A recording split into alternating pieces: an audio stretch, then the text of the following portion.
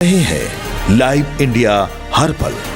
नमस्कार, live India में आपका स्वागत है। मैं अनिल सम्राट। जनशक्ति जनता दल के राष्ट्रीय अध्यक्ष तेज प्रताप यादव ने कहा है कि महाशिवरात्रि के मौके पर सभी को शुभकामनाएं। भोलेनाथ से सभी को ऊर्जा मिलती है। आईसीसी T20 वर्ल्ड कप 2026 को लेकर उन्होंने कहा है कि आज होने वाले भारत पाकिस्तान मैच पर उन्होंने कहा है कि भारत जीतेगा। शिव जी का महाशिवरात्रि के मौके पे सभी लोगों को मेरे तरफ से शुभकामनाएं। जितने भी महादेव भक्त हैं, जो महादेव में आस्था रखते हैं, जो पूजा करते हैं, अनुष्ठान करते हैं, सभी लोगों को शिवरात्रि की ढेर सारी शुभकामनाएं। आपको भी सभी लोगों को शुभकामनाएं। भोलेनाथ तो तपस्या में लीन रहते हैं कैलाश पर्वत पे, और उनसे अलग ऊर्जा मिलता है, सभी लोगों को मिलता है ऊर्जा। और केंद्र बिंदु जो है दुनिया का, एक्सेस मुंडी जिसको कहा जाता है, वो कैलाश पर्वत है, जिसमें साक्षात महादेव विराजमान है पार्वती जी के साथ।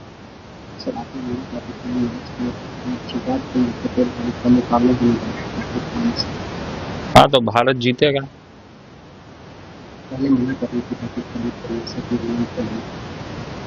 हाँ, पहले घबरा रहा था भारत से, लेकिन अब भारत जीतेगा मैच में।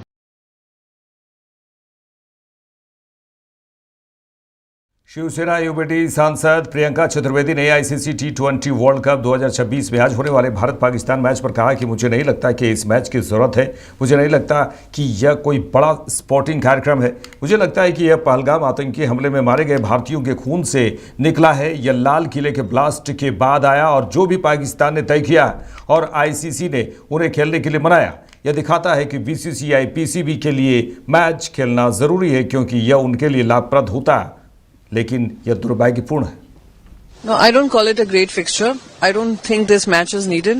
I don't think this is a great sporting event. I think it is coming on the blood of so many Indians who were killed in the Pahalgam terror attacks. It has come after the Delhi Red Fort blast.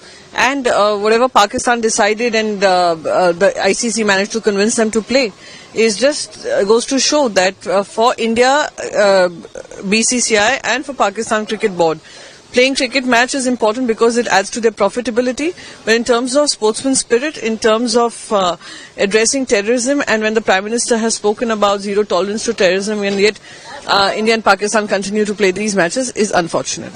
चलिए आगे बढ़ेंगे। कांग्रेस नेता अधीर रंजन चौधरी ने कहा है कि राहुल गांधी ने आज तक बीजेपी सरकार के खिलाफ जो मुद्दा उठाए उसका खंडन करने की क्षमता देश की सरकार में नहीं है, और जवाब दे भी नहीं सकते। उन्होंने कहा है कि वे भागते रहते हैं। राहुल गांधी जब संसद में खड़े होकर सवाल करते हैं तो देश के प्रधानमंत्री जवाब न देना और संसद से ही नदारत रहना पसंद करते हैं। जब सरकार में ही राहुल गांधी के सवालों का जवाब देने की क्षमता नहीं है तो क्या कहें। आज तक बीजेपी सरकार के खिलाफ जो मुद्दा उठाए थे, इसके खंडन करने की क्षमता देश की सरकार के नहीं है, और जवाब दे भी नहीं सकते, भागते रहते। राहुल गांधी जब पार्लियामेंट में खड़े होकर सवाल पूछते हैं तो देश की प्रधानमंत्री को वहां से सवाल की जवाब ना देते हुए सदन में ही नदरत रहना पसंद होते हैं। और ये सत्तारूढ़ पार्टी की कहां के कौन बंदा आके राहुल गांधी जी के आलोचना करते हैं, राहुल गांधी के खिलाफ बात बोलते हैं, ये सुनने में मजा आते हैं, हंसी आते हैं और कुछ नहीं। ये नादान कहां से आ जाते हैं और राहुल गांधी जी की बात की जवाब देने की कोशिश करते हैं, जब सरकार की क्षमता नहीं है राहुल गांधी की जो सवाल की जवाब देने का। केंद्रीय मंत्री धर्मेंद्र प्रधान ने कहा है कि प्रधानमंत्री कहते हैं कि युवाओं की जिंदगी में डिग्री से ज़्यादा कौशल ज़रूरी है। बजट में युवा शक्ति, विनिर्माण, नए ज़माने की अर्थव्यवस्था, एमएसएमई पर जोर दिया गया है। भारत के बड़े व्यावसायिक संगठन CII ने संबलपुर में राज्य का पहला कौशल विकास केंद्र खोला। CII यहाँ कई सेंटर बनाएगा। इन सब की वजह से संबलपुर के युवाओं के कौशल को पहचान मिलेगी। बड़ी बड़ी कंपनी आएंगी। उन्होंने कहा कि मैं प्रधानमंत्री को उनकी अच्छी नीतियों के लिए धन्यवाद देता हूं। मैं CII सारे समूहों को धन्यवाद देता हूं। संबलपुर के युवा जापान, डेनमार्क, दिल्ली जाएंगे, ऐसी बड़ी योजना आज बनी है। माननीय प्रधानमंत्री जी कहते हैं युवाओं की जिंदगी में डिग्री जितना महत्वपूर्ण है उससे ज्यादा महत्वपूर्ण हुनर है, कॉम्पिटेंसी है, स्किल है। इस बार बजट में युवा शक्ति के ऊपर जोर दिया गया है, मैन्युफैक्चरिंग के ऊपर जोर दिया गया है, न्यू एज इकोनॉमी के ऊपर जोर दिया गया है, MSME के ऊपर जोर दिया गया है। ये सबके लिए एक प्रमुख आवश्यकता है कैपेसिटी, मानव संपत्ति की दक्षता। मेरा आज बहुत आनंद के साथ मैं आपको बताऊं, भारत की एक प्रमुख व्यावसायिक संस्था, व्यवसायियों की संस्था CII की ओर से संबलपुर में राज्य की पहला कौशल्य विकास केंद्र, स्किल डेवलपमेंट सेंटर खोला गया। कई सारे सेक्टर के बारे में CII ने यहाँ मल्टी सेक्टर स्किल सेंटर बनाएगा, कैरियर काउंसलिंग सेंटर भी बनाएगा और एजुकेशन टू एंटरप्रेन्योरशिप की लाउंज भी बनाएगा। ये सब के कारण मेरे संबलपुर की नौजवानों की हुनर की रिकॉग्निशन होगी। यहाँ के संबलपुर की नौजवान तो हुनर है ही, लेकिन उनको रिकॉग्नाइज करना, बड़े बड़े कंपनियों को यहाँ लेके आना, उनके साथ मीटिंग करवाना, उनकी कैपेसिटी को जुड़वाना, उनको उस आवश्यकता से ट्रेनिंग भी करवाना और प्लेसमेंट करना, ये सारे काम आज महाशिवरात्रि की पवित्र अवसर पे हो रहा है। मैं प्रधानमंत्री जी को आभार प्रकट करता हूँ अच्छे नीतियों के कारण। मैं आभार प्रकट करता हूँ CII को, सारे उद्योग समूहों को। 50 से ज्यादा देश के बड़े बड़े उद्योग आज यहाँ आए थे संबलपुर। सबने अपना स्किल रिक्वायरमेंट की लिस्ट बनाई है, ट्रेनिंग की योजना बनाई है। संबलपुर की नौजवान जापान जाएगा, डेनमार्क जाएगा, बेंगलुरु जाएगा, दिल्ली जाएगा, देश के अंदर भी जाएगा, देश की हमारा राज्य में भी रहेगा, संबलपुर में भी उद्यमी बनेगा।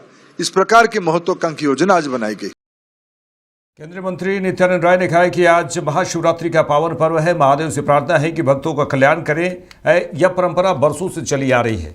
उन्होंने कहा है कि मैं भी 35 वर्षों से इस शिव बारात में सम्मिलित रहा हूं, होता रहा हूं। मैं यह परंपरा निभा रहा हूं, यह मेरे लिए सौभाग्य की बात है। आज महाशिवरात्रि का पावन पर्व है।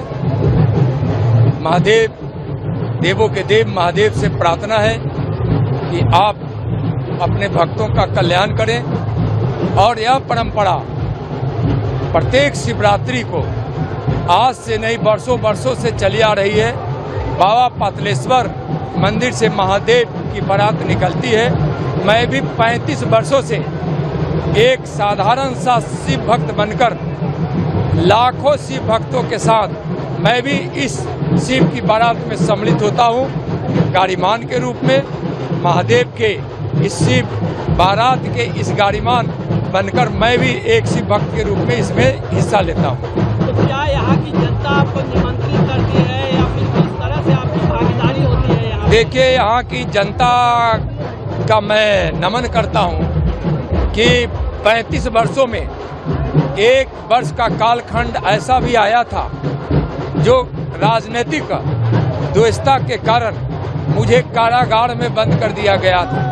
तो यहाँ की जनता उस समय इस रथ पर, इस वाहन पर, बैलगाड़ी पर मेरी तस्वीर रख दी, लेकिन किसी दूसरे को गरिमान नहीं बनने दिया।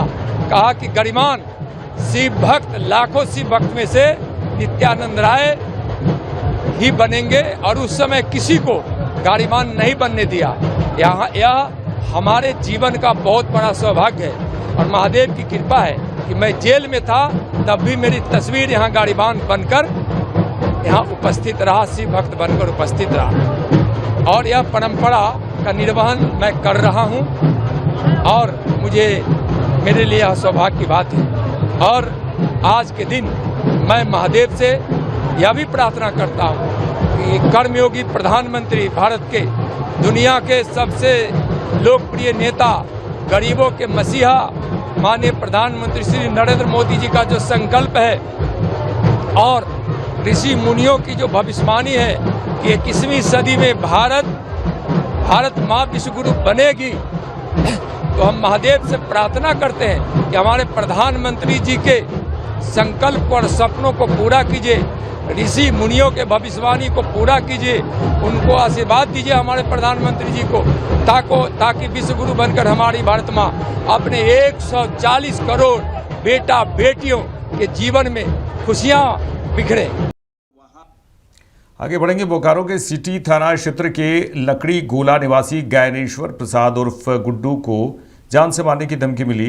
रितेश सिंह और जितेंद्र ने ये धमकी दी है। उन्होंने ऐसा कहा है। ज्ञानेश्वर प्रसाद उर्फ गुड्डू ने सिटी थाना में मामला दर्ज भी कराया है। गुड्डू ने कहा है कि हमको लोहा माफिया ने कॉल कर गाली गलौज करते हुए जान से मारने की और परिवार को जान से मारने की धमकी दी। ये वही अपराधी हैं जो पहले भी राष्ट्रीय जनता दल के जिला अध्यक्ष बुद्ध नारायण यादव के बेटे जितेंद्र यादव को भी धमकी दी थी। वहीं उन्होंने कहा है कि हमको भी धमकी दिया गया है। उसका ऑडियो भी सिटी डीएसपी, एसपी और थाना को दे दिया गया है। वहीं उन्होंने कहा है कि हम लोग एसपी से मांग करते हैं कि ऐसे लोगों पर तुरंत कार्रवाई करें। घटना को लेकर सिटी डीएसपी आलोक रंजन ने कहा है कि हम लोग इस मामले पर जाँच कर रहे हैं। एक आवेदन दिया गया है यहाँ पे लकड़ीगोला बीएस सिटी थाना अंतर्गत रहने वाले ज्ञानेश्वर प्रसाद के द्वारा उनके द्वारा ये एक आवेदन दिया गया है कि रितेश सिंह के द्वारा, वो भी लकड़ीगोला के पास ही रहने वाले हैं बीएस सिटी थाना अंतर्गत, उनके द्वारा जो है सो फ़ोन पे उनके साथ गाली गलौज एवं धमकी देने की बात कही गई है, जिस आवेदन को हम लोग लिए हैं और हम लोग अभी जाँच करके उस पर अग्रतर कार्रवाई उस पर करेंगे। पूर्व में भी रितेश द्वारा धमकी पहले आया है जो कि बुद्ध नारायण यादव को बेटे इस तरह से मामला आया था सर। तो इसमें जो है वो सारा चीज़ आवेदन में लिखा हुआ है कि जितने भी बिंदु उसमें कोट किया गया है उनके द्वारा, ज्ञानेश्वर जी के द्वारा, तो हम लोग सभी बिंदुओं पे जांच करके जो रहेगा उस पर अग्रतर कार्रवाई करके और आप लोग को अवगत कराएंगे उस पर। अपराधी से पूछिए ना साहब, मैंने अचानक कॉल आया तो फोन पे क्या बोल रहा था? 11:10 में कॉल आया, मैं रितेश सिंह बोल रहा हूँ और रितेश सिंह के साथ में एक जितेंद्र सिंह नामक व्यक्ति जो है वो हमको अपराधी बता रहा। सोचिए, मैं आप लोगों के माध्यम से ये बताना चाहता हूँ, आप लोग भी देखे होंगे, हमारा कोई आपराधिक इतिहास रिकॉर्ड नहीं है। हम जब भी किसी का आवाज़ उठाए हैं, किसी दबे कुचले शोषण जिसका हो रहा उसका आवाज़ उठाए हैं। ठीक, अगर इसका ये सज़ा है तो ये सज़ा लेने के लिए हम तैयार हैं, लेकिन जिला प्रशासन के ऊपर सवाल उठेगा कि आपने जो है एक आदमी का घर तोड़ दिया और एक आदमी का जो घर दुकान जो है, धंधा जो है हाईवे के बगल में, जबकि सुप्रीम कोर्ट का यह अवहेलना, सुप्रीम कोर्ट का सख्त आदेश है कि हाईवे से 500 मीटर के अंदर में कोई भी दारू दुकान, वाइन शॉप होना चाहिए या मिनिमम 200 या 250 मीटर के अंतर्गत, लेकिन इसका तो हाईवे के बगल में दुकान है। ऐसा लग रहा है कि उसके बाबूजी जो है 2-4 एकड़ खरीद के हाईवे में दे दिए हैं और ये चल रहा है धमकी देने। मैं उसको भी बता रहा हूँ कि आप पैसा में होंगे साहब, बाहुबली होंगे, अगर आप मुझे मार भी दोगे तो एक गुड्डू नहीं, हजारों गुड्डू बोकारो में है, आवाज़ उठाना बंद नहीं करेगा। और जिला प्रशासन को फिर से ये बात याद दिलाना चाहता हूँ कि आप जो है बिना भेदभाव किए इस पे सख्त कार्रवाई करें साहब, नहीं तो वरना हम अपने समाज के बीच जाएंगे और आगे क्या होगा इसको आप समझेंगे। धन्यवाद। बीते साल 2025 के 4 जून को जिला के चिरैया थाना क्षेत्र निवासी पूर्व पंचायत समिति सदस्य विजेंद्र प्रसाद सिंह के निधन मामले में वांछित और 15,000 रुपये के इनामी अपराधी को बेगूसराय जिला से गिरफ्तार किया गया था। वे बेगूसराय जिला का रहने वाला था, जिन्हें बेगूसराय पुलिस टीम की मदद से गिरफ्तार किया गया। सिमरी बख्तियारपुर एसडीपीओ मुकेश कुमार ठाकुर ने बताया कि बीते साल 4 जून को चिरैया थाना क्षेत्र के पूर्व पंचायत समिति सदस्य विजेंद्र प्रसाद की जान ले ली गई थी और हत्याकांड में वांछित अपराधी बेगूसराय जिला के साहेबपुर कमाल थाना क्षेत्र अंतर्गत रघुनाथपुर गांव निवासी ज्योति यादव के पुत्र मनोहर यादव की गिरफ्तारी की गई थी। उन पर 15,000 रुपये का इनाम घोषित किया गया था, जिनकी गिरफ्तारी बेगूसराय पुलिस की मदद से की गई। गिरफ्तार अपराधी को लेकर गठित छापेमारी टीम में चिरैया थाना अध्यक्ष कुंदन कुमार सहनी और चिरैया पुलिस बल शामिल थे। चिरैया थाना के अंतर्गत जो है हत्या का मामला 26/2025 जो है पेंडिंग चल रहा था और इसी में वांछित एक अपराधी थे मनोहर यादव, पिता ज्योति यादव, ये रघुनाथपुर थाना साहेबपुर कमाल बेगूसराय के रहने वाले थे और इन पर 15,000 का इनाम भी घोषित था। इनामी अपराधी थे, ये फरार चल रहे थे। इन्हीं की हम लोगों ने विशेष टीम का गठन करके जो है इनकी गिरफ्तारी हम लोगों ने रघुनाथपुर से की है और इसमें फिर आगे हम लोग विधिवत कार्रवाई कर रहे हैं। चलिए आगे बढ़ेंगे। एक खबर बगहा के रामनगर से है, जहां रामनगर में महाशिवरात्रि के अवसर पर नर्मदेश्वर मंदिर में श्रद्धालुओं की भारी भीड़ उमड़ी। इस दौरान एसडीएम चांदनी कुमारी और रामनगर एसडीपीओ रागिनी कुमारी ने मंदिर परिसर में जलाभिषेक भी किया और व्यवस्था का निरीक्षण भी किया। लगभग 1 किलोमीटर तक श्रद्धालुओं की लंबी कतारें लगी हुई थी, जो भगवान शिव का जलाभिषेक करने के लिए अपनी बारी का इंतजार कर रहे थे। बगहा एसडीएम और रामनगर एसडीपीओ ने मंदिर परिसर का निरीक्षण किया और सुरक्षा व्यवस्था का जायजा लिया। चौक चौराहों पर पुलिस की मुस्तैदी देखी गई, आप तस्वीरों में देख रहे हैं, और भारी वाहनों को रोकने के लिए बैरिकेडिंग भी की गई थी। श्रद्धालुओं ने भगवान शिव का जलाभिषेक करते हुए अपने परिवार की सुख शांति और समृद्धि की कामना की। इस दौरान पुलिस और प्रशासन की ओर से श्रद्धालुओं की सुविधा के लिए विशेष इंतजाम किए गए थे। सबसे पहले तो इस रामनगर की जनता को मेरा बहुत बहुत शुभकामनाएं, महाशिवरात्रि की शुभकामनाएं। और बहुत ही खूबसूरत मंदिर है, बहुत खूबसूरत जगह है। मैं खुद आई, मैं और एसडीपीओ मैडम साथ में हम आज जलाभिषेक किए और भगवान शिव का आशीर्वाद प्राप्त किए। इसी तरह शांति व्यवस्था के साथ हम लोग बगहा की जनता को खुश करते रहें और यहाँ का आशीर्वाद भगवान का हमारे ऊपर बना रहे और यहाँ की जनता के ऊपर बना रहे।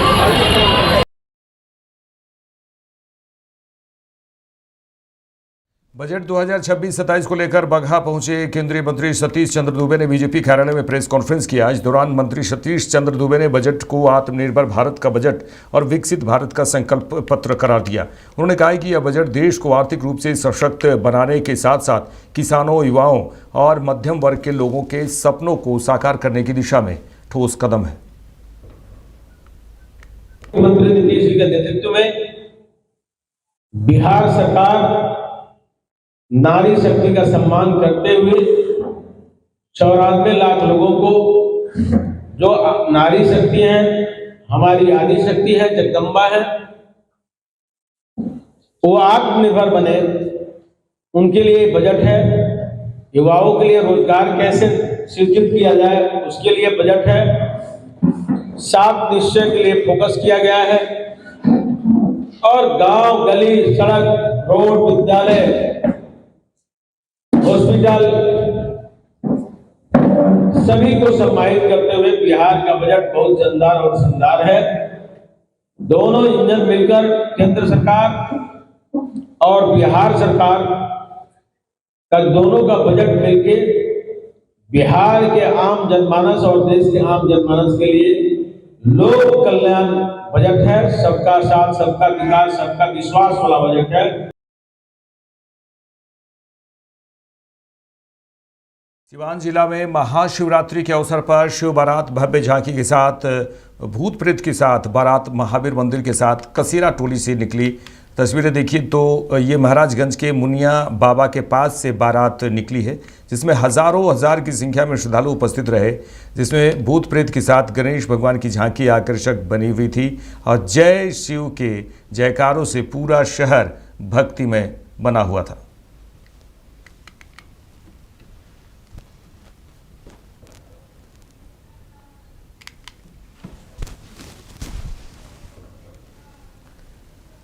आगे बात करेंगे नालंदा जिले के निश्चलगंज का पेड़ा देश ही नहीं विदेशों में भी पहचान इसका है।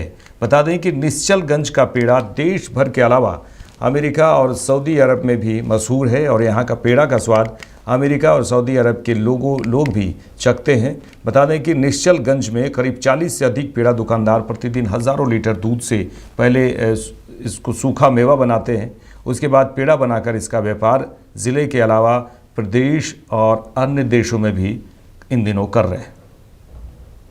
निश्चलगंज यहाँ का पेड़ा नामी है, मतलब जैसे सिलाव में आप खाजा देखे होंगे, निश्चलगंज में उसी हिसाब से पेड़ा का नाम है।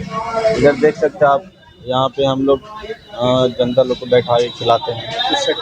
फिर अनरसा भी हम बनाते हैं, मतलब टॉप मॉडल में आता है अनरसा मेरे यहाँ का। समझिए कि गया से सब आते हैं यहाँ पे अनरसा सफर के खाने के लिए। पेड़ा तो है ही, लेकिन अनरसा का भी खूब जलवा में। कहाँ सप्लाई होता है अनरसा? तो सप्लाई नहीं, जैसे पेड़ा कहाँ सप्लाई? पेड़ा तो वहाँ से बिहार से आदमी आते हैं, मतलब मुसलमान भाई लोग आए, पेड़ा ले गए, दिल्ली लेके गए, कोलकाता लेकर के गए, और फिर तो कन्हैयागंज के तो आप जानते ही हैं। विदेश में कहाँ सप्लाई है? विदेश में दुबई गया है पेड़ा। उसके बाद अमेरिका भी लेके गए हैं। एक यहाँ पे टीचर थे, वो अब अमेरिका सेटल हो गए हैं, मतलब उनका जॉब लग गया वहाँ, तो वहाँ से वो आते हैं यहाँ सफर के पेड़ा लेने के लिए। मतलब साल में 1-2 बार आ ही जाते हैं। क्या नाम है आपका? मेरा नाम अश्विनी कुमार है। पेड़ा हम लोगों के यही ना बनता है, कारखाना वो आपके सामने में है। तो क्या यहाँ के क्या नाम है? यहाँ का निश्चल का नाम है पेड़ा यहाँ। तो यहाँ का पेड़ा कहाँ कहाँ जाता है सर? यहाँ के पेड़ा जाता है आपका दिल्ली जाता है, अजमेर जाता है, लखनऊ जाता है, कलकत्ता जाता है, राजगीर जाता है, पलामू जाता है, सब जगह जेबे करता है। तो विदेश भी जाता है? विदेश तो विदेशी लोग बहुत कम आते हैं ना, इसीलिए उन लोगों को पसंद है, मगर अभी राजगीर से इधर आने में उन लोगों का गाड़ी नहीं आती है।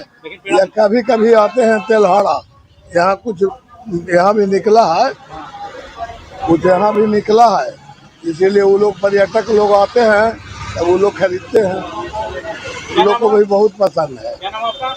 मेरा नाम है शंकर लाल गुप्ता। इस बुलेटिन में था ही। देश दुनिया के तमाम खबरों के लिए देखते रहिए लाइव इंडिया। नमस्कार।